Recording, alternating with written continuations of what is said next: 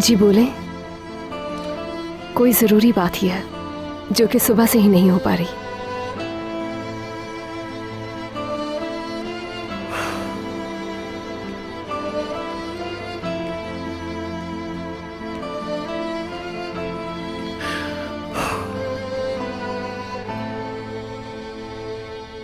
मैंने एक बहुत बड़ी गलती कर दी। डैड की बात मानकर शादी नहीं करनी चाहिए थी, मगर उन्होंने इतना प्रेशराइज किया कि उन्हें गलत साबित करने के लिए यह कर बैठा। वो भी सिर्फ इसलिए, सिर्फ उन्हें यह समझाने के लिए कि हम दो अलग अलग दुनियाओं के लोग हैं, ताकि वो माने कि मैं सही हूं और वो मुझे और मेरे फैसले को रिस्पेक्ट दें।